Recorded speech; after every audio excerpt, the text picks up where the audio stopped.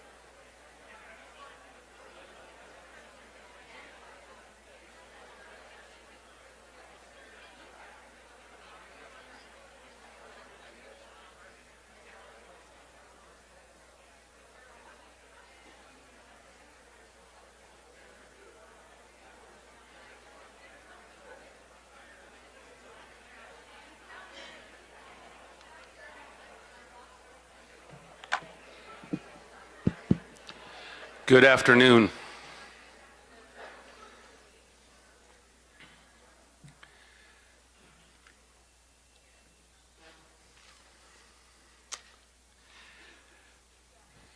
Good afternoon and welcome. My name is Chris Bragg and I serve as the Associate Dean of Institutional Effectiveness here at the College of Southern Idaho. I'd like to welcome you to the first of 4 forums that are being held to aid in the selection of the next president of the College of Southern Idaho. Before we begin, we want to ensure that everyone in the audience has received a comment card. These cards will be collected at the end of each forum. If you do not have a comment card, please raise your hand up high and we'll make sure that we get one to you. These comment cards will be collected at the end of each forum, so you're going to want to make sure that you have one of those. These forums are the next step in what has been a long and thorough process to identify and select the next president of the College of Southern Idaho. The CSI Board of Trustees contracted with the Association of Community College Trustees to conduct a national search, and activities have been underway for more than 5 months. College employees were invited to participate in the development of a search announcement. A 16-member search committee comprised of campus and community members was appointed and charged with reviewing the applications and identifying a group of candidates to forward to the Board of Trustees for further consideration as finalists. At these forums, you will have the opportunity to meet the finalists and to provide your own written comments on those comment cards, which will be reviewed by the CSI Board of Trustees as they consider each finalist's qualifications and determine who would best lead the college forward. So we want to thank you very much for coming today and participating in the process. The format will go as follows. The candidate will have an opportunity to make an opening statement. After that opening statement, he or she will take questions from the audience. Please wait to be recognized before asking your question. A microphone will be brought to you and you will be able to ask your question with the microphone. At that time, please introduce yourself and let us know your connection to the college if you're a faculty member, student, staff, administrator, community member, and so on. Again, please wait until you have a microphone before you ask a question. For those of you who attend First Friday regularly, please wait until you have a microphone before you ask the question, okay? I don't want to have to be the one. We're certainly not going to make the candidate yell at you, but I will. So wait till you have a microphone, then ask the question. This forum is scheduled to last for a total of 50 minutes. When we get in a certain window of time left, we'll just take one final question and then the candidate will have an opportunity to make a closing statement. With that, I would like to introduce our candidate for this forum, Dr. Dean Fisher. Dr. Fisher currently serves as the Provost for Suny Corning Community College in Corning, New York. Please join me in welcoming Dr. Fisher. Thank you. Thank you.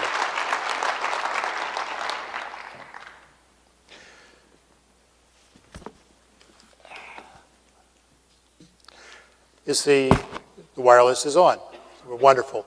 I get more comfortable when I'm away from a podium rather than behind a podium. So I will be roaming a little bit, but I promise I won't roam out into the audience like a Phil Donahue type character. Well, thank you first for the invitation to be here. I'm absolutely delighted. I'm very comfortable in this space, and I'll explain why I think I'm comfortable in this space.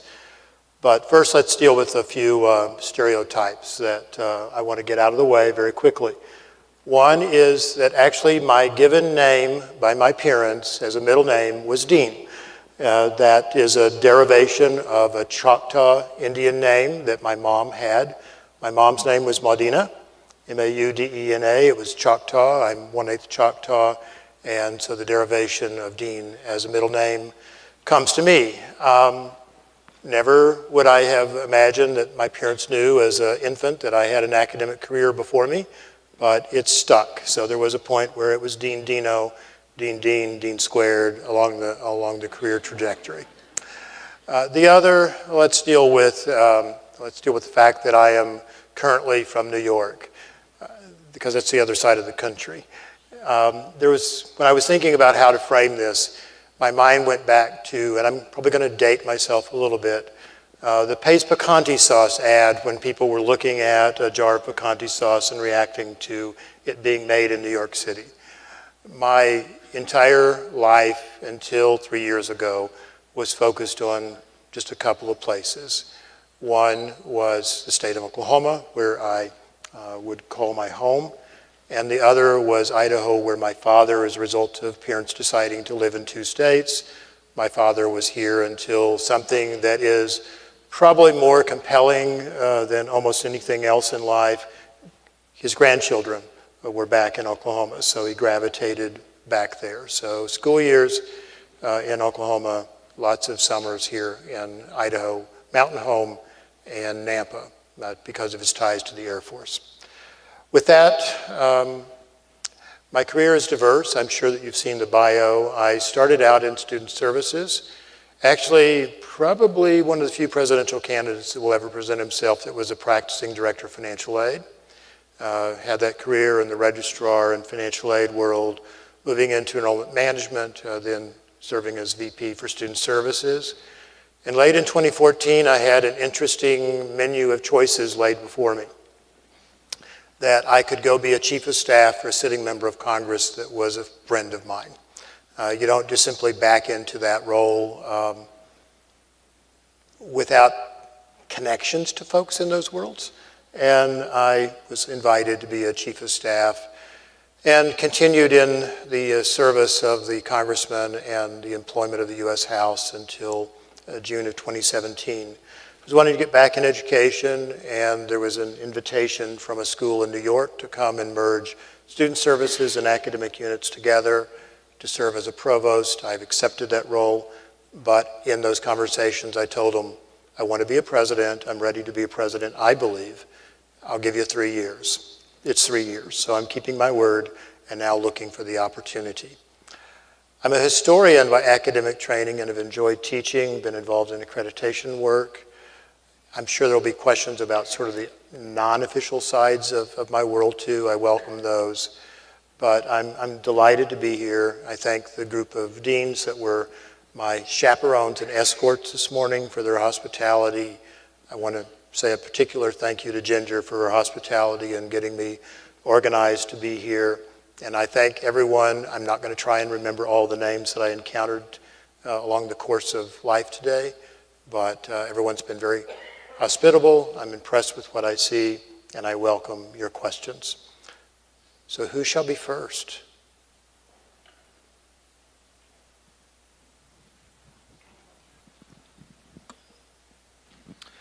Hi, good afternoon. My name is Scott Farkas. I'm the chair of Visual and Performing Arts here.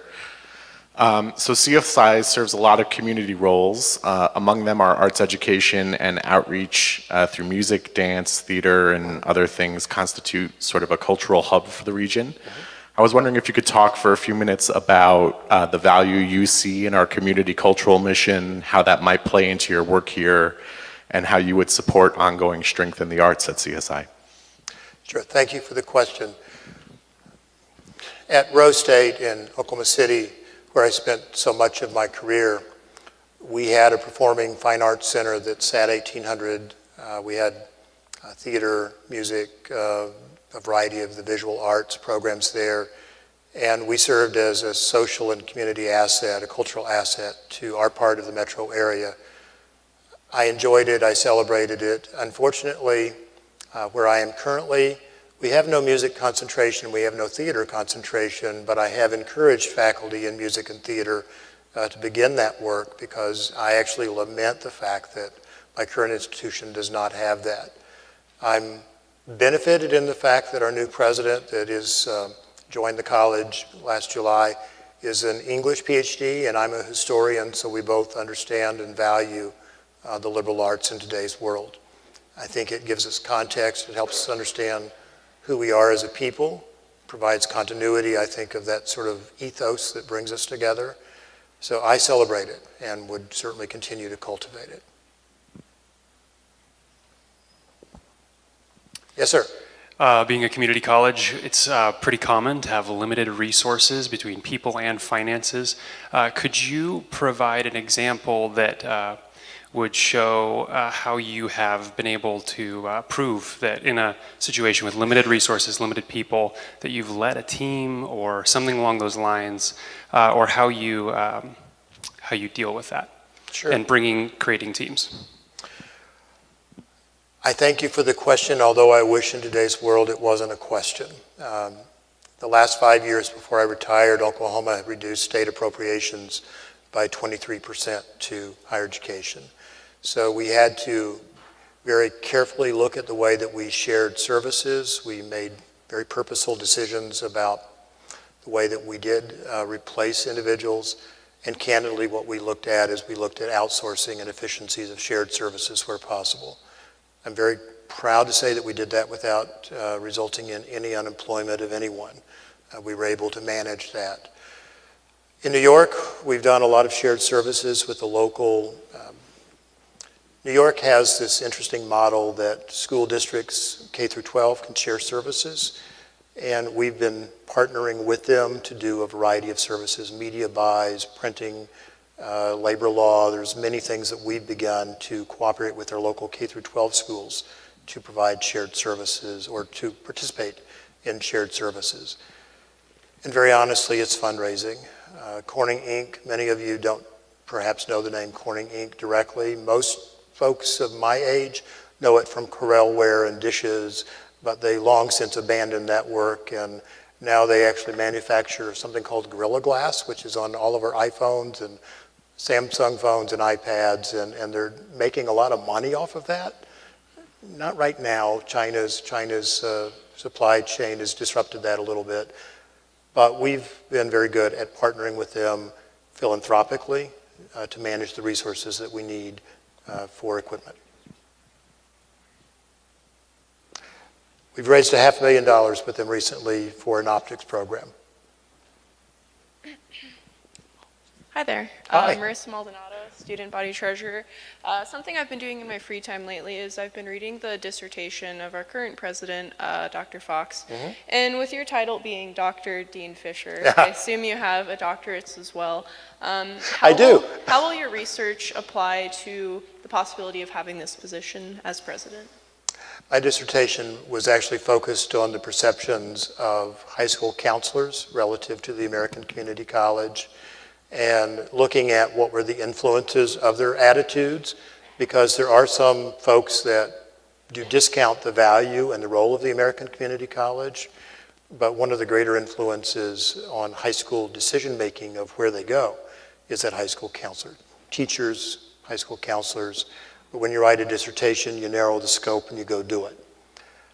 And it wasn't ultimately surprising to me what I found, but you don't go into research concluding what you're going to conclude, because the evidence should guide you there, is that actively engaging counselors to get them on the campus, engaging them with faculty, with folks on a community college, asking them to teach, making sure that they know you. But those personal connections allow them to draw on the social capital of their relationships to feel good about making a recommendation. So getting high school counselors, getting K through 12 teachers, particularly high school teachers, very actively engaged, and you probably already do this, I would hope. Those are the ways that you influence folks. I would be curious what Dr. Fox was researching about, but we can take a look at that some other time. Thank you for the question. Dr. Fisher? Yes. My name's Tamara Harmon. I work for the College of Southern Idaho Foundation. Could you please describe your experience and knowledge of the working relationship between an educational foundation and the institution it supports? Out of transparency, we're working through that right now in Corning because the foundation and the college are meeting together next week. I'll be a part of that, where we help to get a shared vision between their board and our board. Ultimately, a college has got to establish a strategic plan, understand what resources it needs, and then rely upon a foundation to go and communicate that vision. I would say that my current experience is that our foundation board and our college board have not always been on the same page. So rather than just shake your head and be frustrated with it, bringing those two groups together to carve out a shared vision and frankly a shared plan is something that our current president and I are working through. But ultimately a foundation, educational foundation supporting a formal college structure, it's designed to go out and to help get the resources that the folks in the classroom and the students need. But it's got to be based on a shared vision. If that shared vision doesn't exist, then it's upon the leaders to make sure that occurs.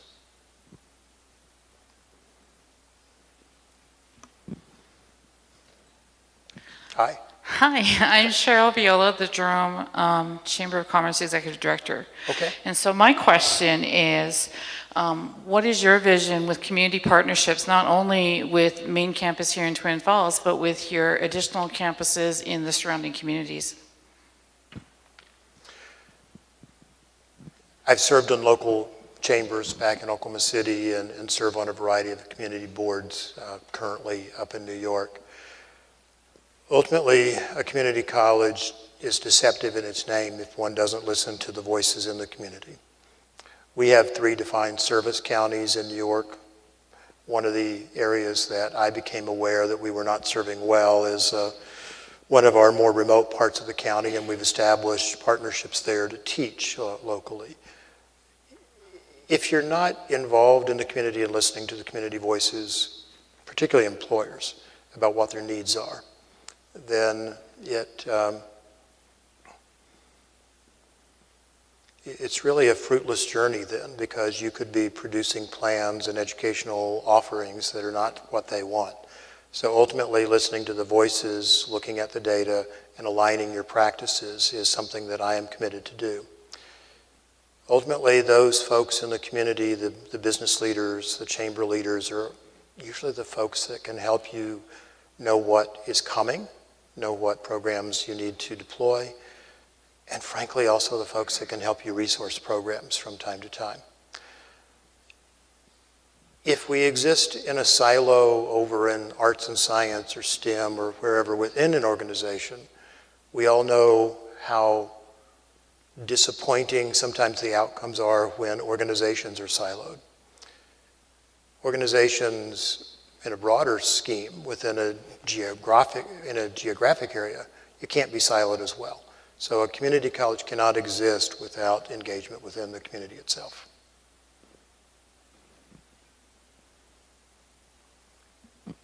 Ancina Durham, CSI Library.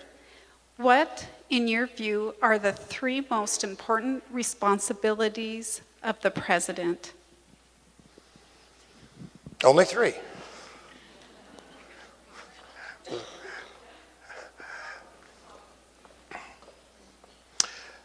First and foremost, a college exists for the purpose of instruction.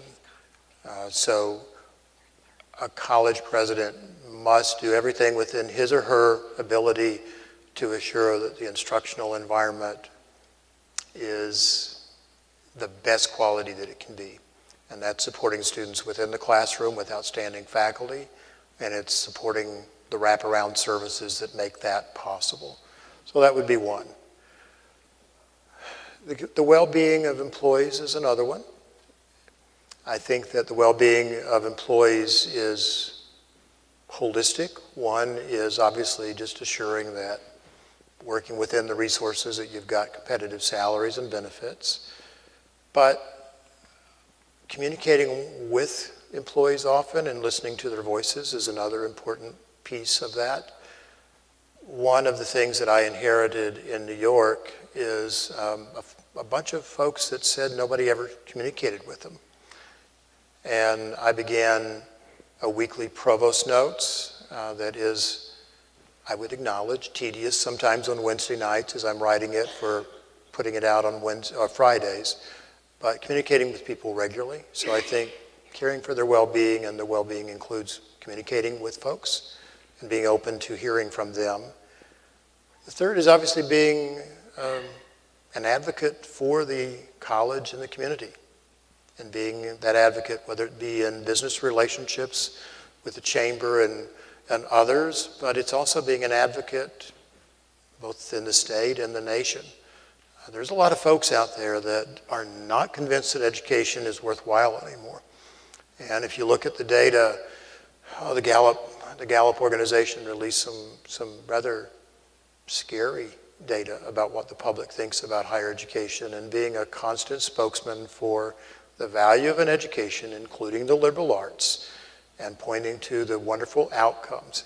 If you look at almost any quality of life, whether it's longevity, marital stability, happiness, having a college degree is worth it. And I think that we've done a fairly poor job as a higher education sector in convincing the public about that. That's my first thoughts, but there's a whole lot of other things that a college president should be doing as well.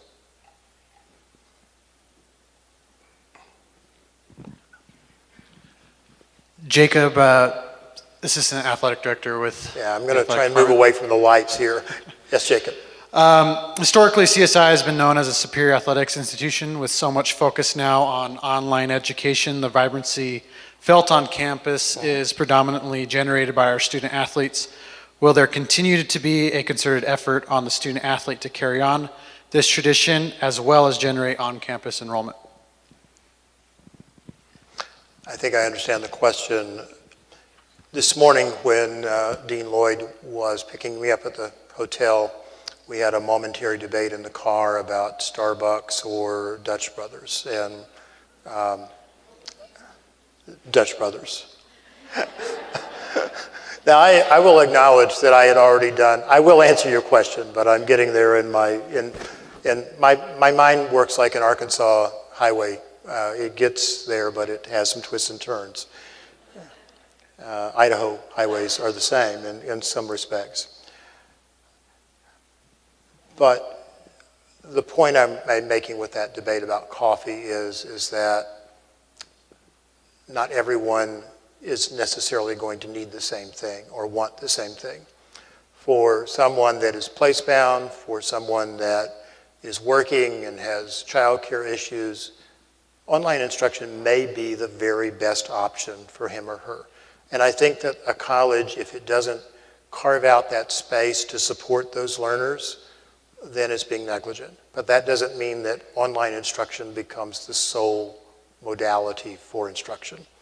The reason I know about Dutch Brothers is I was looking at where the hotel was and trying to figure out where I was going to have dinner last night, and I saw this place called Dutch Brothers, and I'm like, what's that? So I looked it up, and it looked like a cool place, and the coffee was good. I added cross-country at Corning. I added esports this last year. The esports team will be deployed for the first time this fall of 20.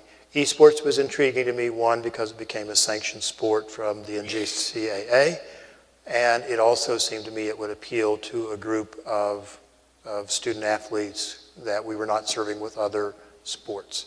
So I'm certainly not against the deployment of additional sports.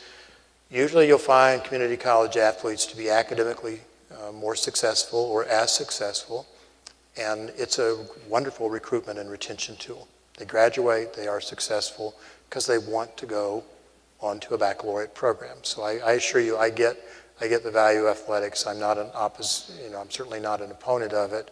And I asked the politically awkward question this morning during the tour about why don't you have soccer, and got a nice long conversation about the values of that from one of your academic leaders. I'm not sure who it was, but he's sitting in the back.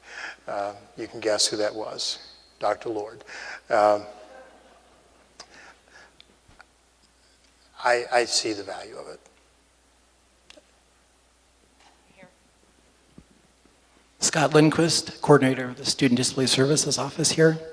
My question for you relates to dual credit concurrent enrollment students. That's half of CSI's current enrollment. What is your experience with working with dual credit concurrent enrollment high school courses, and what is your view on concurrent enrollment in that education? Okay. Well, I've seen some very different models. The state of Oklahoma had established a concurrent enrollment model rather than a dual enrollment model. Now, I acknowledge that we were in a metropolitan area. I was on the east side of the metropolitan area at our community college. And the model in Oklahoma was that students would be released from their attendance requirements for particular parts of the day and would come to our campus, or we would send a full-time faculty or an adjunct faculty from the college to teach there. So that was the model. And the state of Oklahoma had also incentivized that by passing legislation that during the summer between the junior and senior year of high school and during the senior year of high school, the state of Oklahoma would pay the tuition for those students. And so it was a wonderful model for us that we could generate enrollment. We had a guaranteed revenue stream. It was nice. In New York, it's a dual enrollment model. And we have high school faculty that are teaching the classes.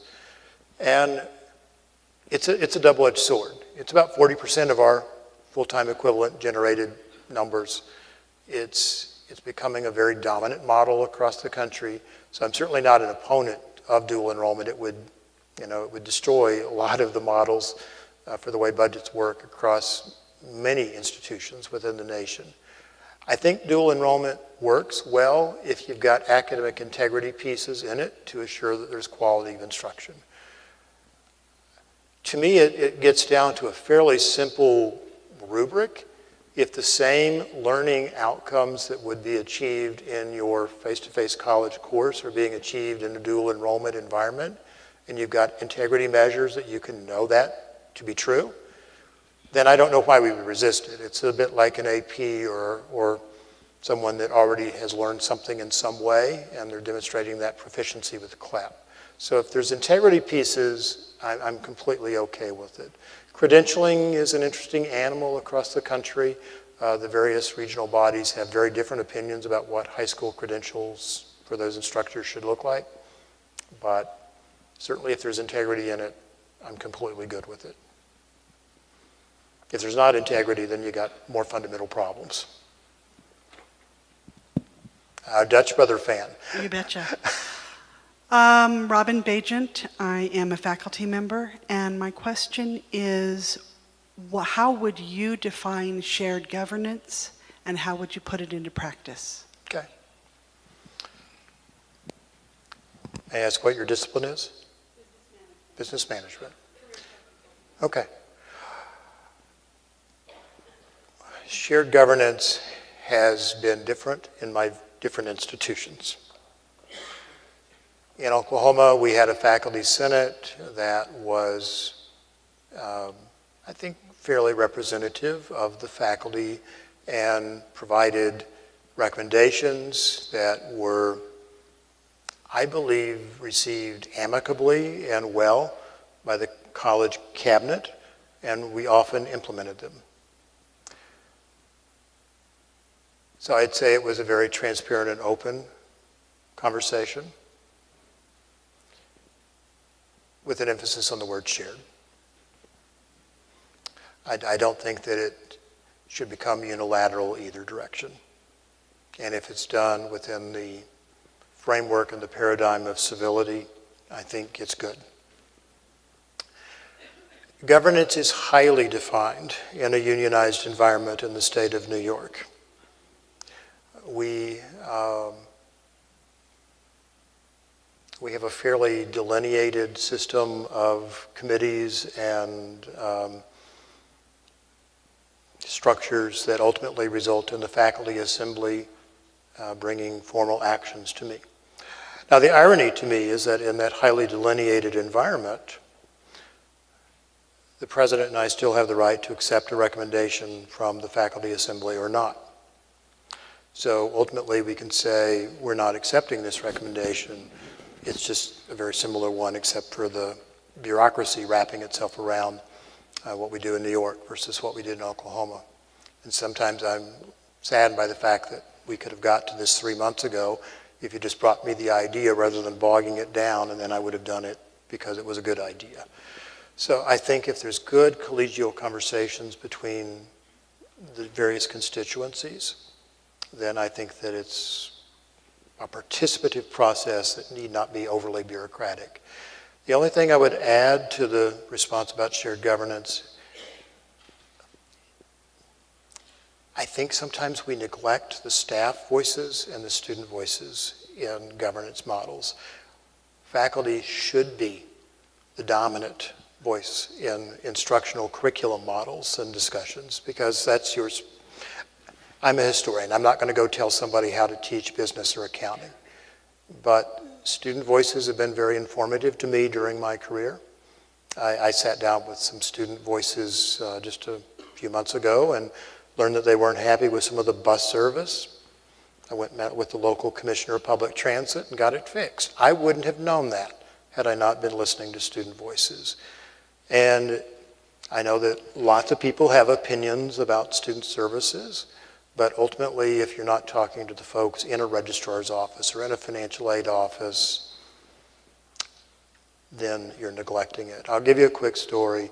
I was constantly hearing about, this is in Oklahoma, I was constantly hearing concerns that students were starting classes without books because of the financial aid office. And ultimately, what I was able to demonstrate is that over 90% of the students were starting classes with financial aid support. And those that didn't had applied for financial aid usually within the last 2 or 3 weeks before the start of the semester. So I didn't try to be combative about it, but I was trying to dispel myth with truth.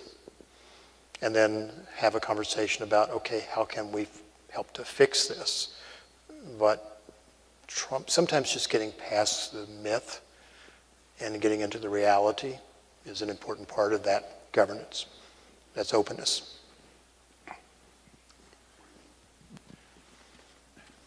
Hi, I'm Gary Lauer, the director of the Rad Tech program here in the Department of Health Sciences. Just got a couple of questions for you. Okay.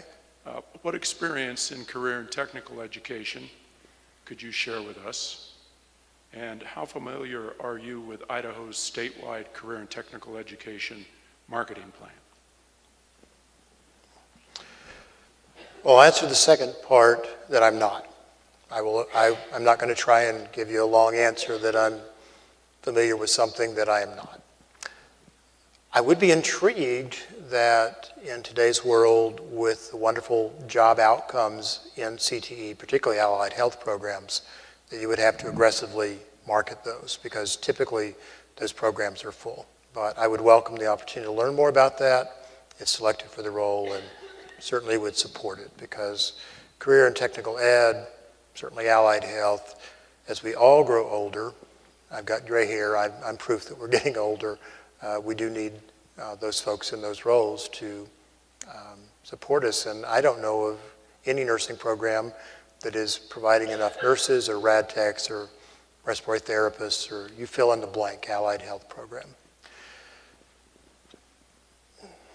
We had 8 allied health programs and then a variety of other career programs at Rose.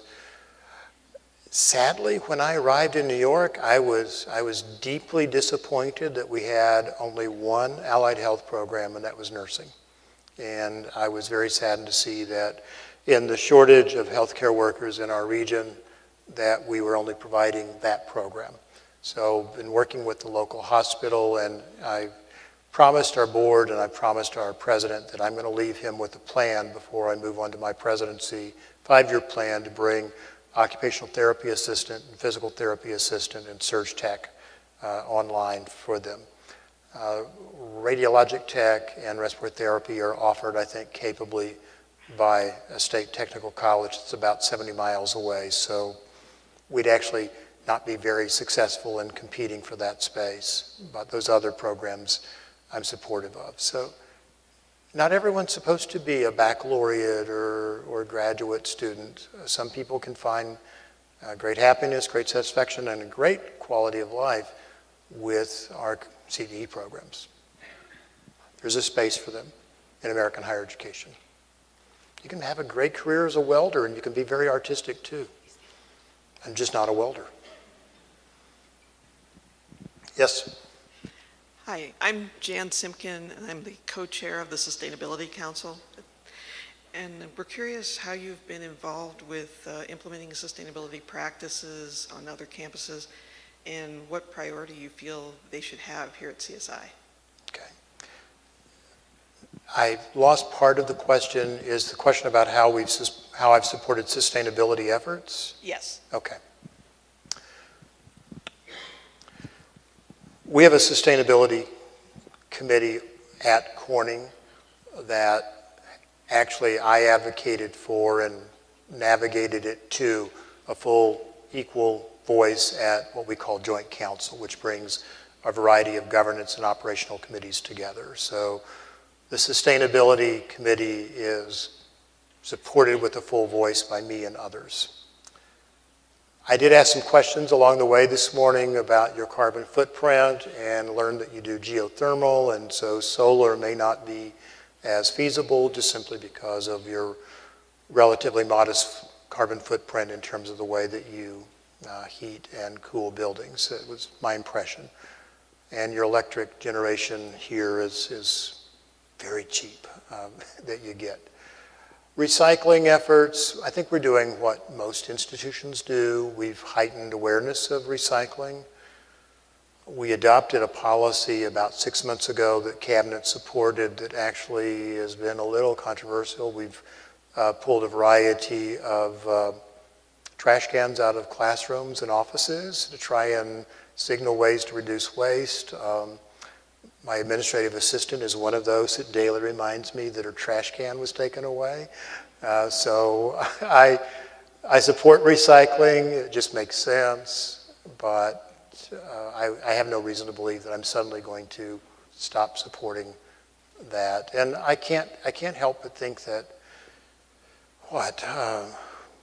Teddy Roosevelt back in the early 1900s was talking about conservation of our resources. You know, it doesn't mean that we're not going to use our resources, but use them wisely, use them well, and good conservation practices have been advocated for a long time. You won't find me advocating differently.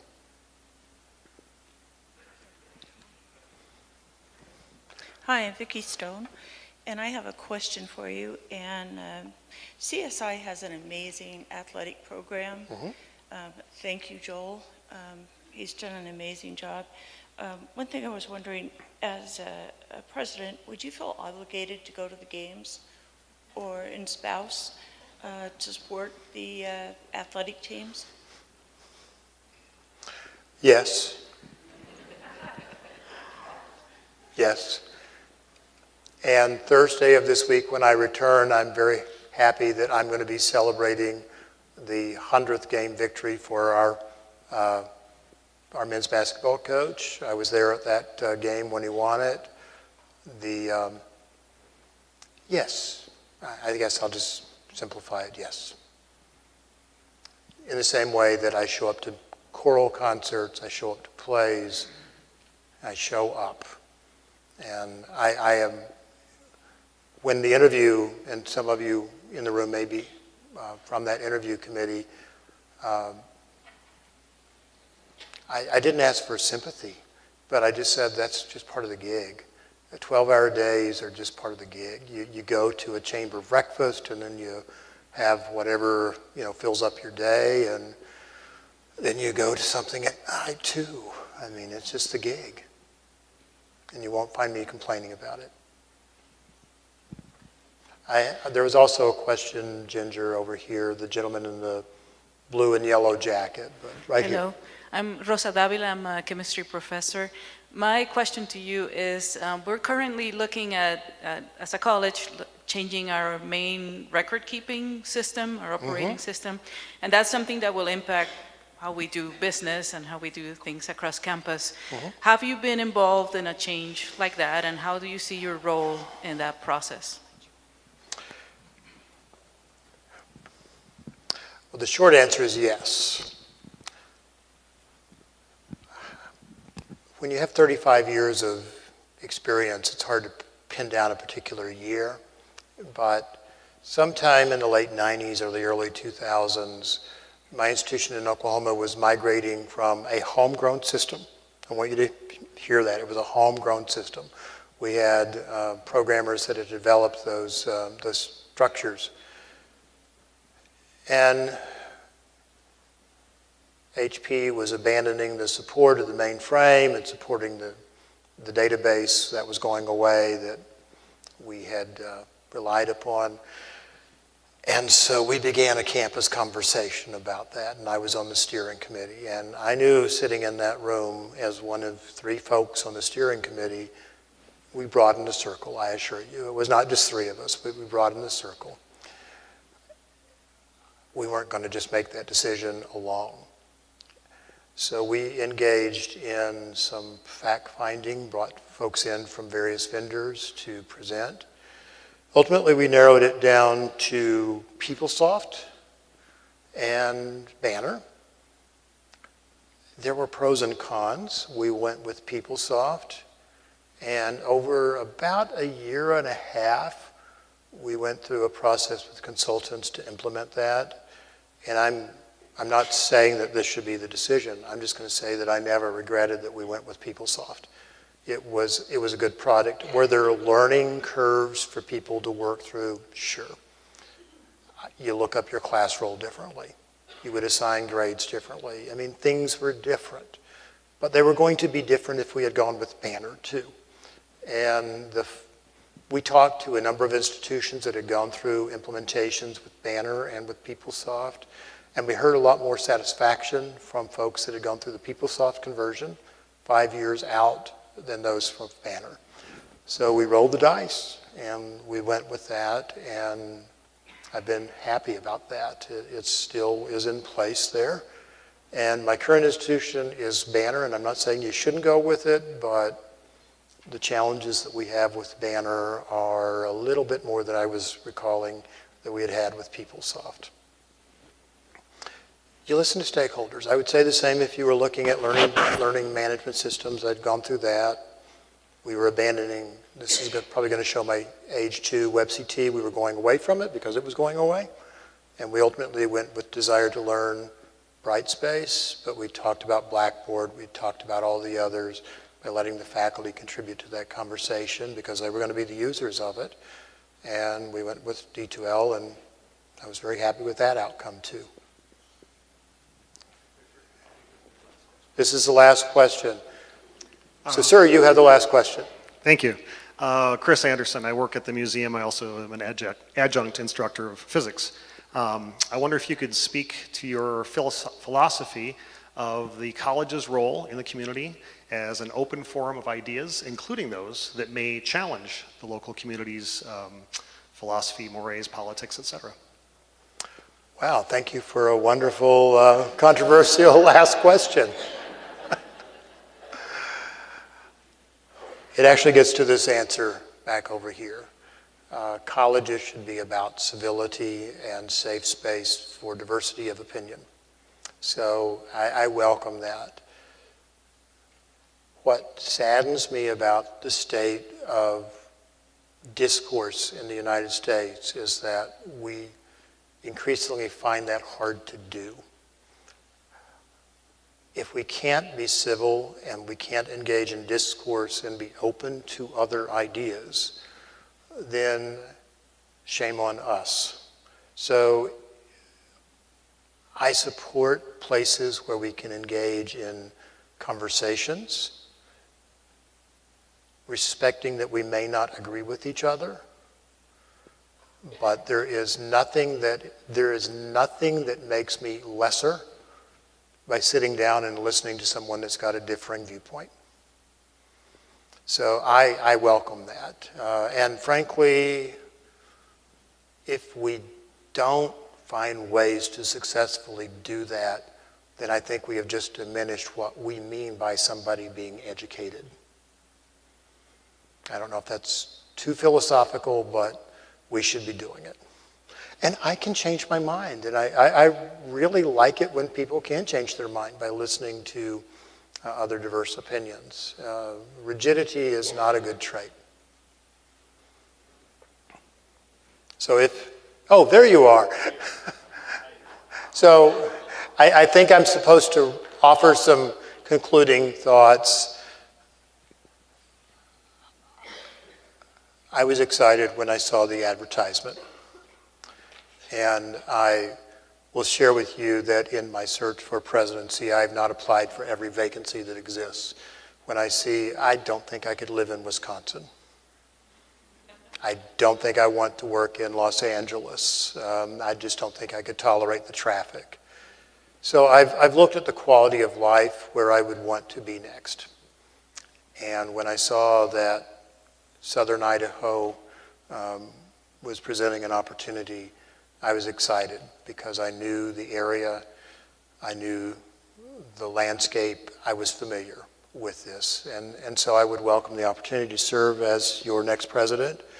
I would be very, very remiss if I didn't say thank you once more to Ginger, the various folks that along the way have made me feel welcome. I appreciate that. And although she is not here, from ACCT, Dr. Fisher, yes, the consultant's name is also Dr. Fisher, has been very great about supporting that. So I thank you for the opportunity to visit with you this afternoon. I hope I've answered your questions. And I personally look forward to hopefully the opportunity to serve as your next president. Thank you.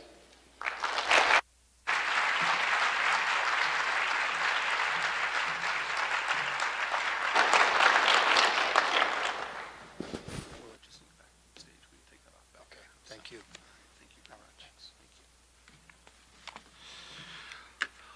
All right, thank you.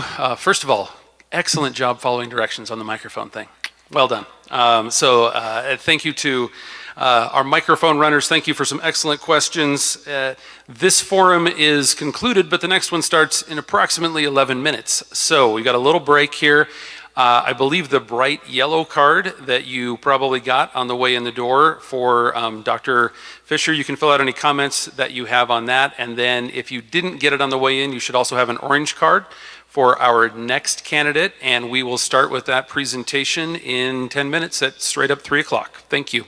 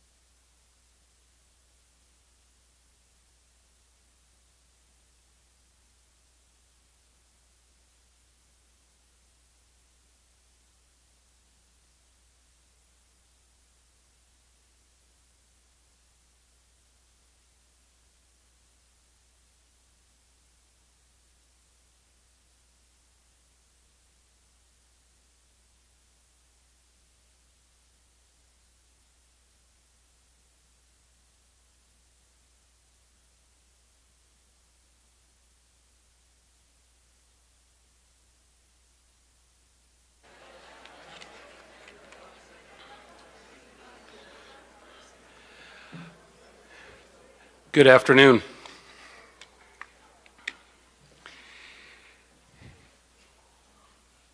Because I know some folks have joined us since we started the first forum at 2 o'clock, I'm going to make a few announcements first. If you were here for the first forum, it's going to be like deja vu, so just hang in there for a minute.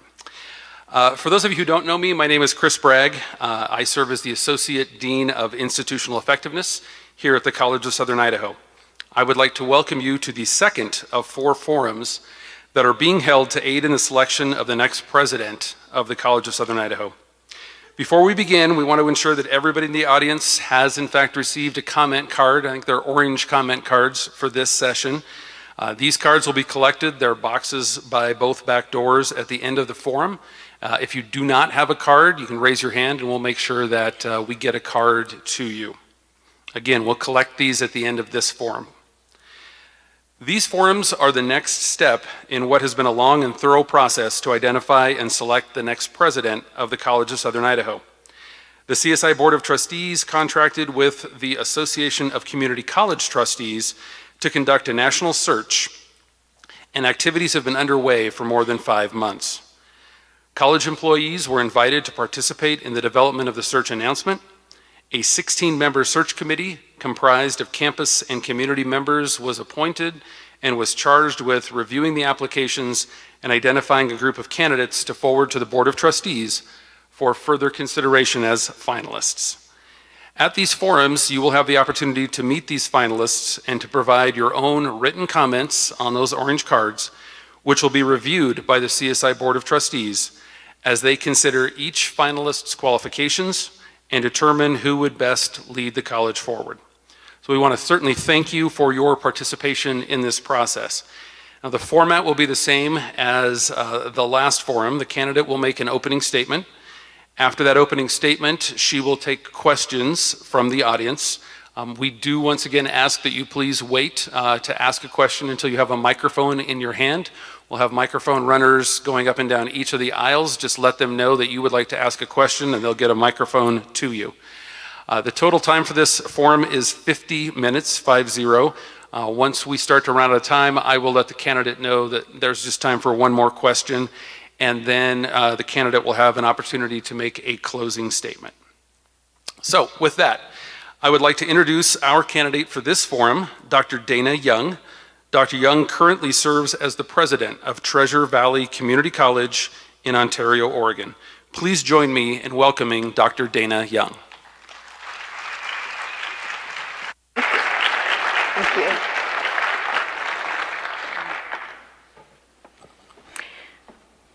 Thank you. And I am honored and pleased to be here today as one of the finalists for this position. I wanted to introduce myself to you and tell you a little bit about who I am and how I got here to this place. I was born in Illinois, and when I was 8 years old, my father inherited a gold mine in Baker City, Oregon. So we loaded up the Studebaker and the Ford and the U-Haul, and we came on out to Oregon. And it was pretty scary for me as a child because all of our family was in Illinois at that time, and we were leaving them to come out west. But we arrived out here and fell in love with it and have never looked back and never turned back. So that's how I got to the Pacific Northwest. I graduated from high school in Baker City, and then I went on and attended college at Eastern Oregon University in La Grande, Oregon, where I earned my Bachelor of Science in Business Economics. Then I went on to Portland State University and earned an MBA. And then finally, I went to Colorado State University, where I earned my PhD in higher education leadership. So that's been my path as far as my educational side.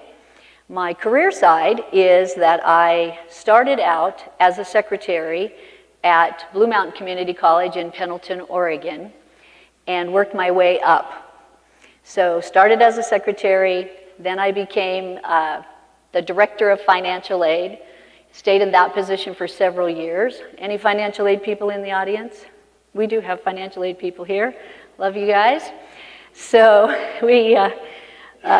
I did that for several years, and then they promoted me into an associate dean position. I was over enrollment services and registration, financial aid, all of the things that are student services, and came up and through there. And then when my boss retired, the new president asked me if I would like to be the vice president of student services. And I said, sure, that'd be great. And so I moved into that position, and I learned a lot. I learned a whole lot during that time. From there, I took a position at Northwest College in Powell, Wyoming, as the Vice President of Student Affairs, and I was there for 7 years. So I was at Blue Mountain Community College 17 years, and then at Northwest College for 7. And then when the Treasure Valley Community College presidency came open, where I've been for the past 10 years, I got a lot of phone calls saying, you should apply for this job. It's rural, it's a perfect fit for you. And I said, it is, and I'm coming back home. So that's how I ended up back in Ontario, Oregon, where I've served as the president for the last 10 years. I have 2 sons, and I have 4 grandchildren. I have a husband of 30 plus years, and that's a little bit about me personally. I like to read, I like to hike, I like to be outdoors, and I really enjoy people. And I really enjoy students. And I believe that students should always be at the center of every decision that we make in community colleges, because that's why we're here. We're here to serve the students. So that's a little bit about me, an introduction about who I am, how did I get here, and I know that you all have a lot of questions for me, so I will open up that time and go ahead and start asking me questions.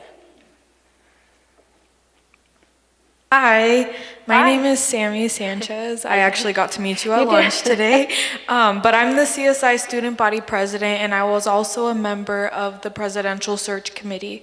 So my question is regarding our on-campus housing.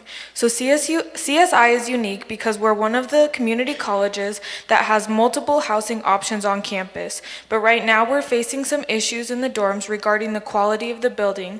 The quality and lack of attractiveness of the building is discouraging students from living in the dorms, and we have empty rooms while our on-campus apartments that are newer and updated are actually have waiting lists. Would you be open to advocating for updating and remodeling the residence halls, seeking grants and funding in order to pay for the projects?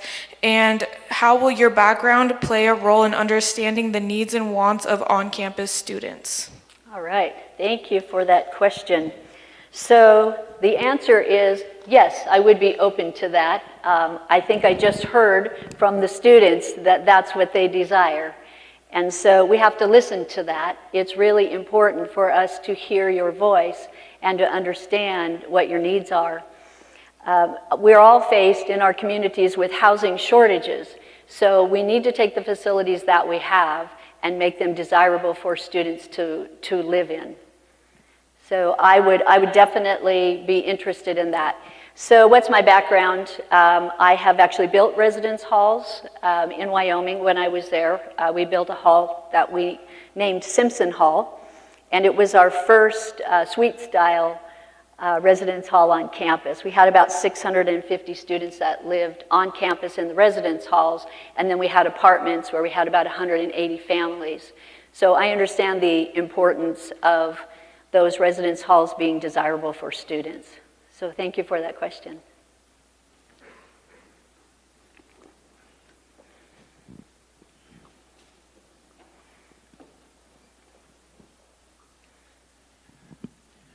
Yes, I'm Linda Bruger. I'm kind of wondering, you're already a president of a community college. Why did you decide to jump ship and become another president of a community college? Yeah, very good question, fair question. Well, I am the president of a very good community college, and I love my college. But sometimes you're just ready for a change and you're ready for a new challenge. And so when I saw the CSI position come open, it's such a great college. And why wouldn't I look at CSI? So I started doing a lot of background check, looking at everything that was going on here. And a lot of what my skills and talents are aligned with what CSI is currently doing and wants to do in the future. So it's just, I don't know if you all know how unique the College of Southern Idaho is, but it has a great reputation and it's a very unique college in a great setting. I love rural. I've always lived rural and always worked rural, and this was just a perfect fit for me in terms of what I was looking for. But thank you for asking that question. My name is Eric Ness, IT. And the question I have is in regarding to your experience with the legislature and with fundraising. Could you just speak to that and the importance of fundraising and making connections within the legislature here in Idaho? Yes, thank you for the question. That it is extremely important to have connections with the legislature and state agencies in the state of Idaho. I have a lot of legislative experience on the Oregon side. I have some legislative experience on the Idaho side. So every year I listen to the budget presentations of the community colleges for the state of Idaho, because you do that in front of the JFAC committee, and we all get to watch and hear. So I'm familiar with the financial situation in the state of Idaho currently.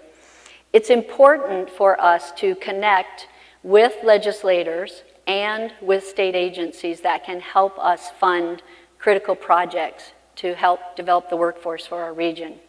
So I've done a lot of legislative work in getting money for buildings.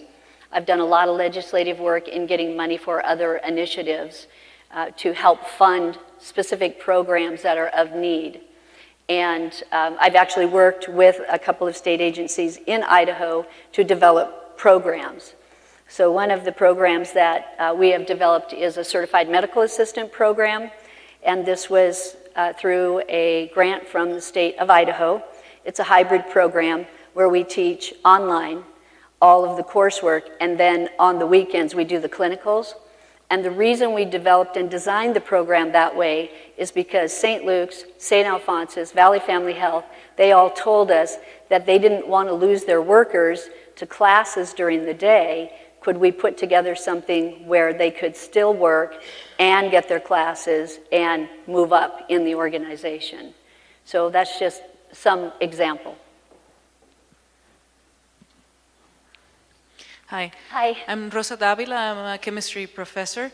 And my question to you is, we're currently looking at changing our main operating system, what keeps our records. That's something that will impact how we do business. It'll impact everything we do. Have you been involved in such a change at your previous institutions, and what do you see your role in that change? Yes. Well, unfortunately, I have. It's a heavy lift. It's a big change when you're changing your operating systems over. So what we did was we ran redundant systems, and we didn't cut over to the new system until we were sure that we had most of the bugs worked out. You can never have all of the bugs worked out before you cut over, but we ran it, we tested it, and then we cut over to it. It can be disruptive, and you ask people to be patient, and you work with them. You try to help them understand how great it's going to be, because it does get better. You just have to kind of get through the rough waters during that time. So what would my role in that be? My role would be to continue to talk to the college about it and to continue to advocate for whatever the IT and IR departments need in order to make that cutover as seamless as possible. So they need resources, and we have to be able to give them those resources to make it as seamless as possible. Yeah, thank you. Jacob Howell, athletics. What do you feel the role is, your role in athletics is, or that athletics plays to school and also in generating enrollment? Yes. So I think athletics is extremely important. I've been an athletic director 2 times in my career, once with NJCAA and once with the NWAC. And the students that we get through athletics are, the numbers that we get through athletics is a huge benefit to the institution. A lot of those students either maybe wouldn't have gone to college or they wouldn't have completed their degree. So I believe that student athletes are extremely important to the culture of the campus as well as to enrollment. So what we have to do is we have to make sure that those athletic programs are funded properly and that we're supporting them and that those students are being mentored and that they are being helped to be successful in their classes so we retain them and make sure that they are successful going on to 4-year colleges and universities. As you know, it also gets you a lot of marketing, prowess and everything when you can talk about this student that went to this college or this student that went to that college after they were here. It makes more students want to come here and be part of this, which they already do, by the way. Everybody wants to go to CSI. So my husband is a coach, and we recruit some of the same students, and you always win. I don't know why that is. It could be because you have more money and because you have amazing athletic facilities and that fitness center. It's fabulous, and you're well known for it. Everybody knows. So, thank you. Hi, my name is Abby Greenfield. Oh, up here, sorry. I'm with the Head Start program.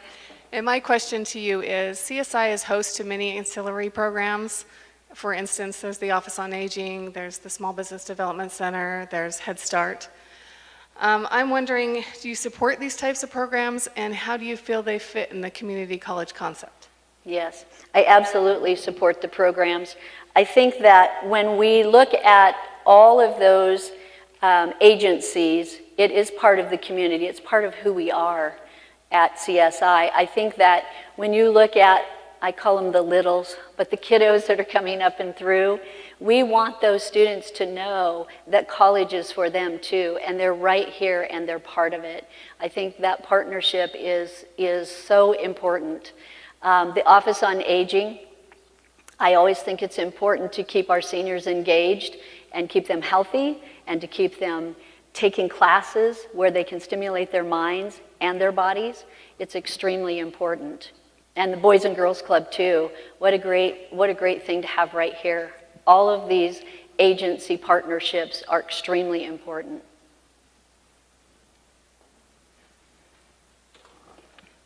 Hello.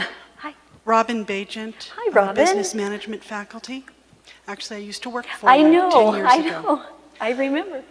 Okay, tough question. Okay. And I apologize in advance. It's all right. There's been some scandal. Scandal. You had a vote of no confidence I from did. faculty. I did. What have you done to address the situation? Yes. And how would you view your relationship now with faculty? Thank you, actually, for that question, Robin. So in 2014, I received a vote of no confidence from my faculty, and we all learned a lot together. There was a lot of push and a lot of pull, and we had to learn how to communicate better. We had to learn how to work together better, and it has gone much better since that time. I meet with the faculty every single month, sometimes more than once a month, just on an not individual, but on a constituency group basis. And we talk about what things are going well, what things aren't going well, what can we do together to fix them. So rather than it being, whether I have the authority or the power or whatever, whatever that is, and or whether or not the faculty feel like they have to push on that, we come together and we talk about the issues. And it has gotten so much better since that time. that we have, we're in a really good place right now. Excellent place, actually, and we're just entering into what we call a reopener for faculty negotiations. In case folks don't know, in Oregon, we're all union shops, so our faculty is a union through the Treasure Valley Education Association and the Oregon Education Association, and so sometimes they get pressure from the other side of the state to have things be a certain way or how to not change things because it would change things perhaps for everyone else. So learning what they can and can't do within their organization and them learning, okay, what do we have the resources to do within our organization has been really great. So we've opened up the budget, we have budget transparency, we have regular meetings, and if they have an issue, I have an open door policy. They just walk through my door and they say, President Young, here's what I want to talk to you about today. And we talk about it and we discuss it. So thank you, Robin. My name is Scott Lindquist. I'm the coordinator of our Student Disability Services office here on campus. Yes. My question to you relates to early college and dual credit. That's about half of our enrollment at this time. What is your experience with that? And also, what is your opinion of dual credit early college? Right. That's a great question as well. You guys have a lot of great questions.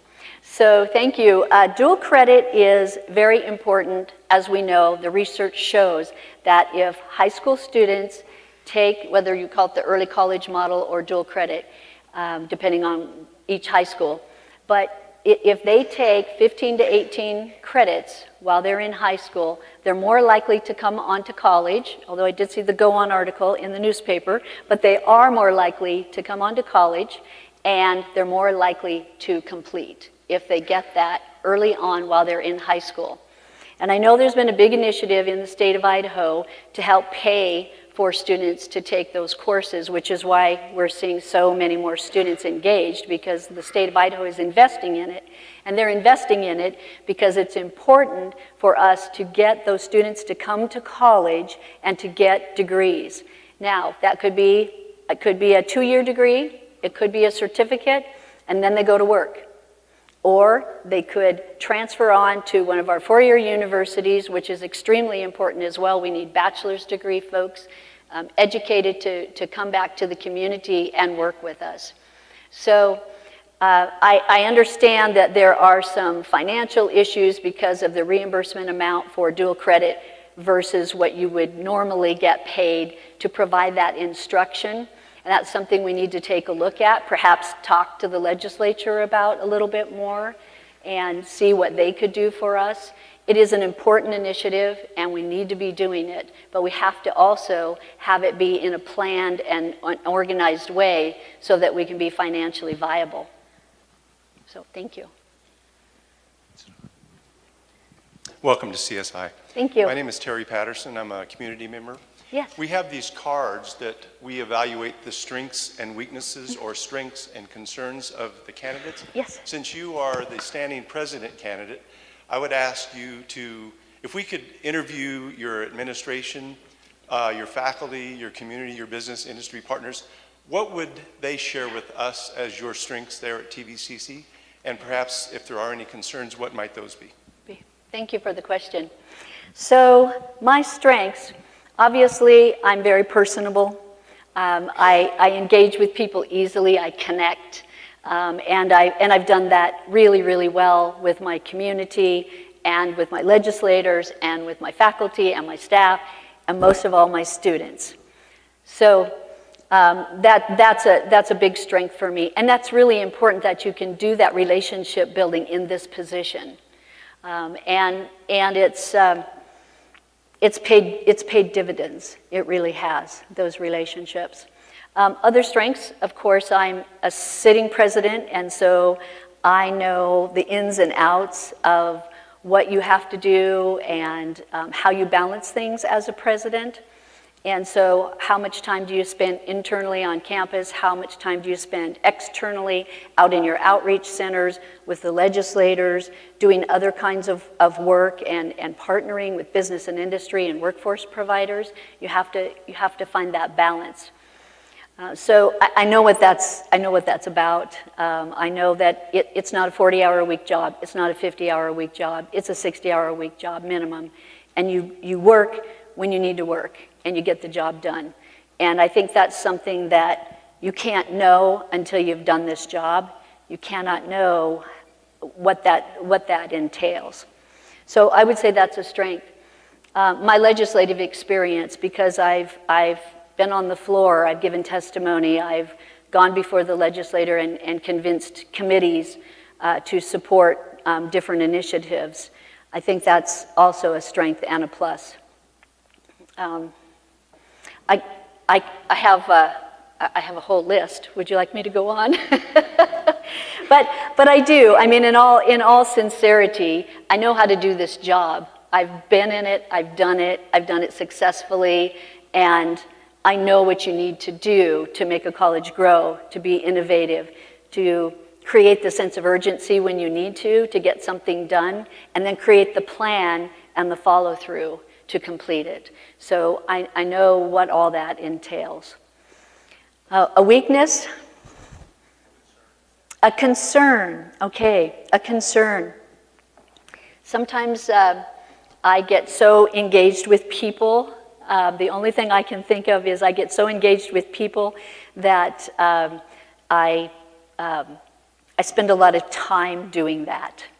So I don't see it as a concern, but some people, they're like, okay, get on to the next thing. But I truly believe you have to build that relationship, and you have to sincerely care about people, and you can't do that in 2 minutes or 5 minutes.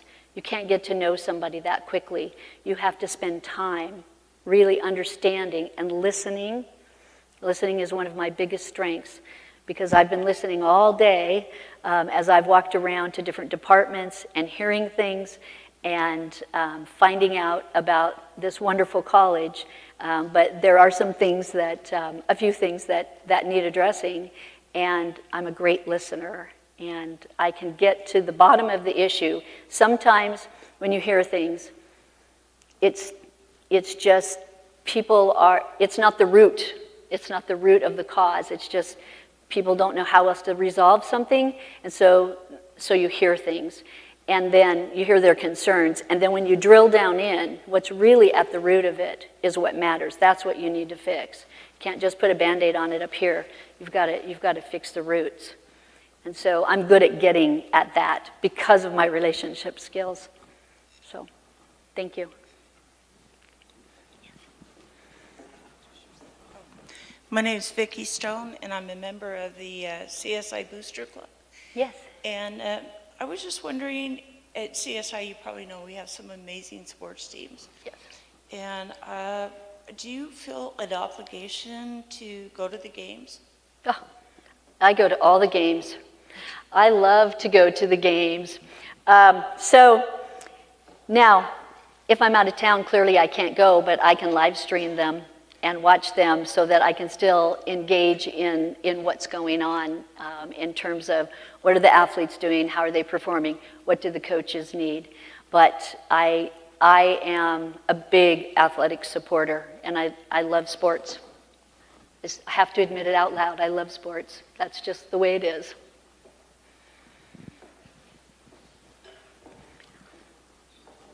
Hi. Hello. Hi. Marissa Maldonado, student body treasurer, and I'd just like to say a large part of my experience here has been I've gotten a lot of real-world applications throughout my degree. Student body treasurer, I got to be secretary of STEM club, I've had a graphic design internship, a web developer internship, I've worked under administration to update curriculums, and I feel that there has been a disconnect with other students getting that opportunity that I have found for myself. So how much do you advocate and do you create initiative for giving that real-world opportunity to students beyond just the academic curriculum? Yeah, that's a great question. I think that internships, college work experience, or just being able to work in a department and learn about it is extremely important, because that is the real world application of what our students are learning. So there's the in the classroom curriculum part and development of that, but then outside of the classroom, applying what you're learning is very different, in my opinion, than maybe what you learned. So I think it is extremely important for us to be rich in internships internally and externally, and we have great opportunities right here for internships.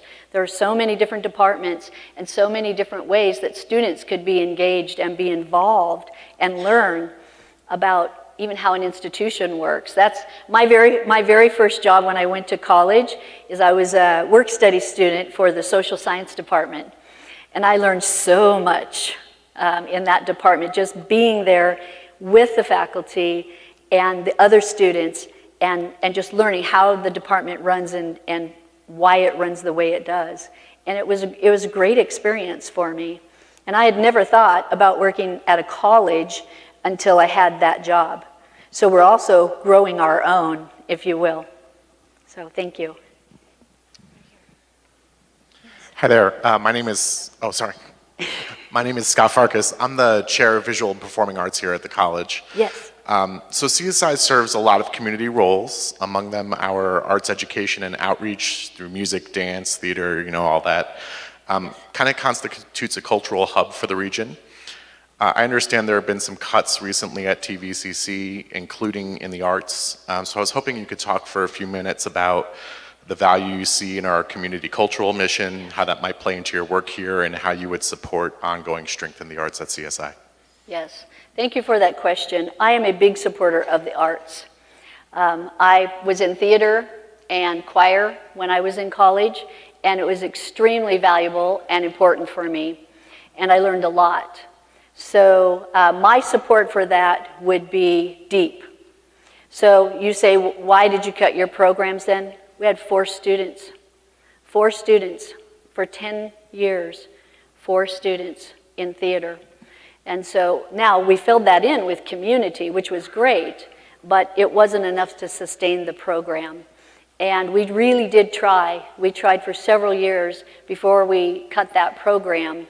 And now we do run theater still, but it's run as a community theater, and it actually has really taken off, and we have a lot more people involved and engaged in it than we did before. But pure students, because our local high schools had all cut theater, they'd all cut choir, they'd cut band. We didn't have feeder schools feeding into those programs, and we were competing with Eastern Oregon University to the west of us, and College of Idaho to the east of us, and we couldn't draw those, we just couldn't compete. We couldn't draw those students in for those programs.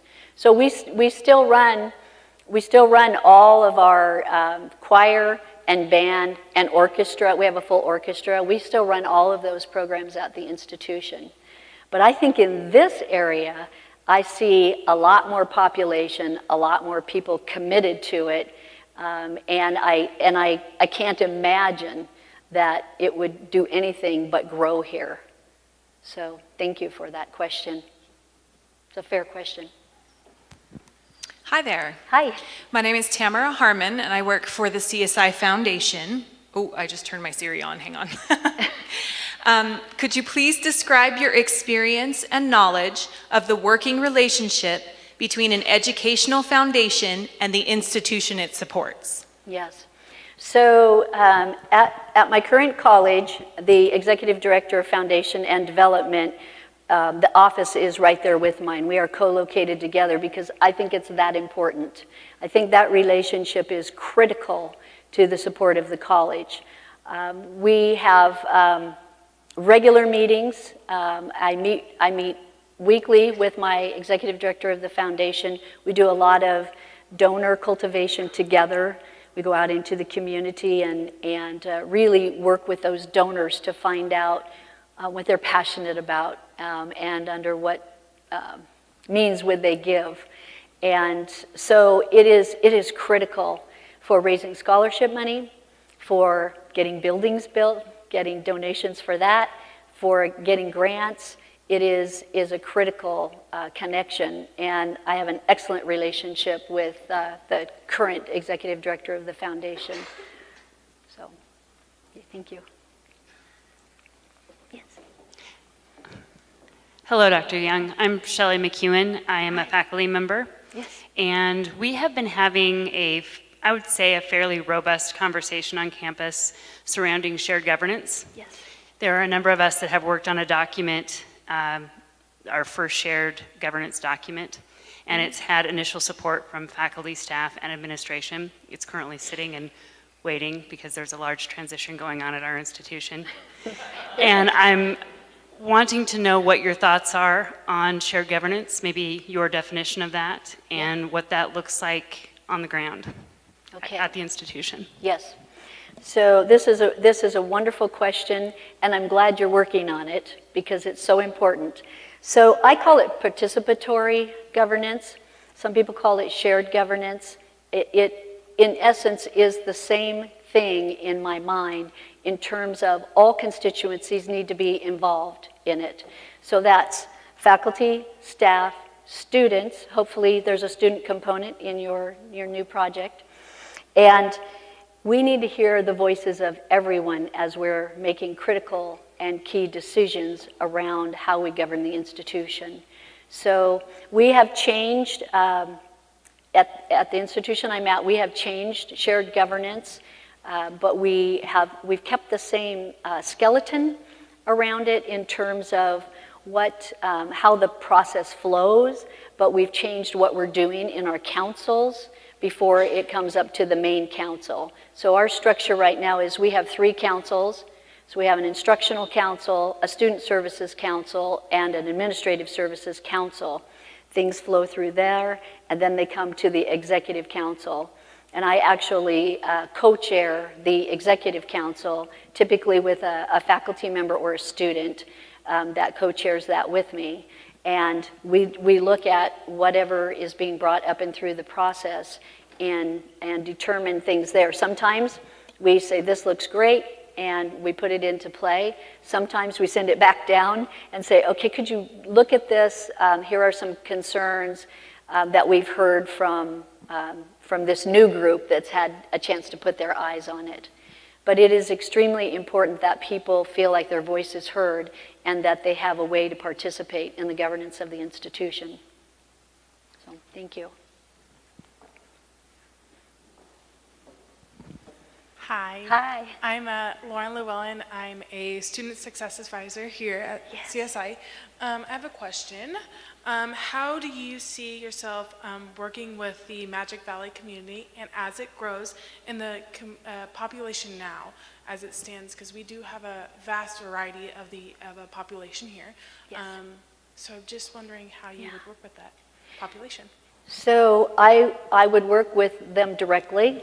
What we have done where I am now is we have applied for some key grants that would help to support our migrant population. So we have what's called a HEP grant, High School Equivalency Program, for individuals who maybe haven't earned a degree at the high school level. So that's our first step, is to get that for them. And then we have a CAMP program, so College Access Migrant Program, where we get students in and get them supported to be able to be successful their first 2 years of college, and then we get them transferred on to a 4-year college or university. So I have been very involved, and it's part of my vision for the college. We have an equity project, and it's a big project. There are a lot of things that we are doing. But some of those things that we are doing is we have established what we call an equity week, and we bring in all different types of speakers to come to campus on that week. This year, because we're focused on homelessness and hunger, which impacts all groups of students, but particularly our underrepresented students, Sarah Goldrick-Rabb will be coming to our campus, and she is a major player in trying to get colleges and community colleges in particular to focus on this issue. and why it's so important that if students are hungry and they don't have a safe place to be, it's hard for them to learn. So we're bringing her to campus. She will be our keynote speaker, but we have a lot of things going on during that week. We also have every month, we have different cultural events and equity events. And we've done training of the Board of Education. We've done training of the administrative team. I'm making them read 3 books this year. My administrative team loves me. I forgot to answer that question earlier. They really do. At first they were like, oh man, you're not making us read a book, are you? Yeah, not just one, we're going to read 3 books this year. And then we each take a chapter and present it to the rest of the group, and we discuss it. And it has really opened eyes for some of the administrative team to really learn more about serving underrepresented students. So I would be very engaged and involved in making sure that we're connecting. Thank you. Last question, okay. And you get the last question. Hello, Dr. Young. My name is Randy Smith, and I'm a biology professor, co-chair of our Sustainability Council, and advisor to our Sustainability Council students. So sustainability is very important to many of us here at CSI. And please tell us how you would view sustainability, how you have been active in its implementation at the institutions where you have worked, and what priority would you have for it here as president of CSI? Okay, I just need to clarify. When you say sustainability, do you mean financial, college sustainability, or do you mean green, like that kind of sustainability, or both? All. All of the above. Okay, so to get to the, I'll get to the fiscal sustainability first. We have to partner. We have to partner with business and industry. We have to partner with the foundation. We have to make sure that the state understands our needs, including our dual credit needs for the long-term viability of the institution. We have to take the resources that we have and we have to spend them wisely.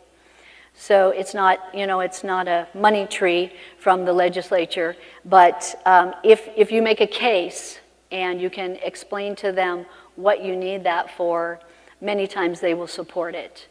As far as green technology, you guys have good stuff going on. I wanted to climb inside where it says don't climb inside of this confined space in the turbine. But you've got all kinds of training going on, and you have made a commitment to being that center for this region, and I would support that wholeheartedly. So, closing statement. All right. Well, thank you again for the honor and the opportunity to be here with you today. I just want to remind you, you all know this already, but I just want to remind you what a great institution you have here. It is very unique. It is very well regarded in Idaho and in Oregon, and there are so many wonderful things. I heard as I walked around today, every single person said to me, I love working here. I love my job. I love working here. So I found that to be very refreshing. I know it's one of your initiatives to keep working on that. I know that it's not always a perfect world, but it is good to know that you are focused on that and that you are really trying hard as an institution to get there, because it's extremely important. Employees and students are our most valuable assets, and we have to support those. So just know that you have good things going. There's more to come. A lot of innovation and possibilities everywhere. I drove around this community. They're building structures, whether it's new neighborhoods, new subdivisions, new buildings going up, new businesses. You are alive and well here, and it's very exciting to have an opportunity to be considered for this position. So thank you very much for your gracious space and for your hospitality. I appreciate it. Thank you.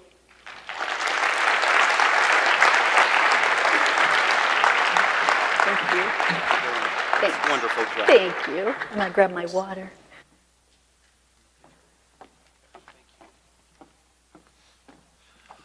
All right, thank you again for coming. Please remember to turn in your comment card as you exit today, and don't forget that we have 2 more open forums at 2 o'clock and at 3 o'clock tomorrow. Thank you very much.